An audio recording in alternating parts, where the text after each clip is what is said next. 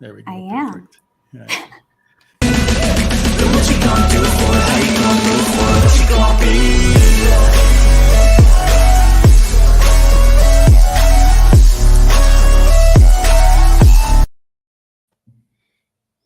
Hello, everyone. This is Jamie Martinez with Horse Racing today, back for a continuation of our 2022 preview of the Breeders' Cup coming up very shortly.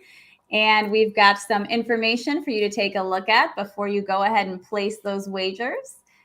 All right, our next race is going to be the Juvenile Fillies. It is a 1.16 miles on the main track.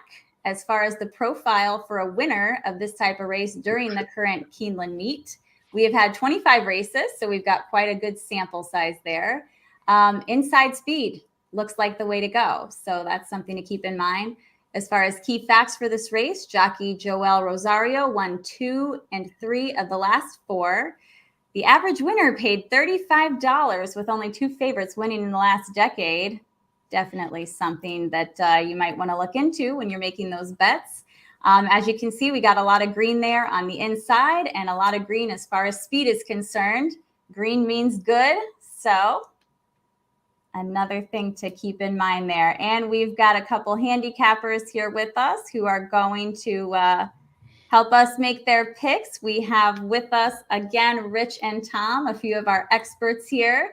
So go ahead, Rich. Let us know who you're. Oh, you're going to let me go first this time again? Yay. Yes, I like right. putting the pressure on you. I like indeed. to share the pressure. 1.16 miles on the main track. You showed that great chart. There are a lot of inside speeds winning. Of course, we don't know who the inside horses are going to be just yet, but we can tell you who the speed horses are going to be. That's for sure. I like Automatically as a horse in here that I think fits pretty nicely, at least in the early, as we go through the, what do they call these, Toms, when they just put these in? These are the like eligible horses. The what do they call them? Oh, this is the pre-entries. The pre-entries. Yes, yeah. Thank you. So we don't know if who's going to be. We know that the 14 are in, and then the ones that are on the outside. If anybody scratches, they're in. So for me, on Automatically, 3 consecutive speed figure increases. And if you look at those fractions last time out, they were really swift. So I like the fact that the horse did pick up its pace. Looks like it's trending in the right direction. And then Chocolate Gelato. Jamie, we got to love anything named Chocolate Gelato, right? Absolutely. You too, Thomas? Well, that's so not my first choice. But as I review the preliminary entries, it looks to me like this horse could end up being one of the pressure closer types. So we'll have some versatility because it's been able to win from the close up on the lead. It's also been able to win from off of the pace. And I feel like in these races where there's an opportunity for a lot of horses to go fast, if there's a pace melt up, you don't want your horse one-dimensional. And I think that's why you see a lot of horses win at nice prices. So people kind of back some of those one-dimensional horses. They don't catch the right pace, and then they blow up. And then finally, I'm looking at Hoosier Filly as a potential price play here. Hoosier Filly has 1 race in its debut. It was a really easy win for Hoosier Filly. I'm not usually the biggest fan of horses coming out of the maiden ranks right into the big time. The horse did run, I think, one of the top speed figures, if not the top last race figure last time out. And since that race has a couple bullet workouts, which tells me that the horse is razor sharp, should be able to compete off of that debut. And if there's any improvement whatsoever at all, Hoosier Filly is going to be who's your winner, Thomas? Nope. No? Not going to be. Wonder Wheel is going to be the winner. Yeah, maybe a little chalky, but the Wonder Wheel, that's a great race last time out at Keeneland. Really hard to pass on her. And she's been improving, and with each start, and everything says in her breeding and with the way she's been running that she's going to get better as they get longer.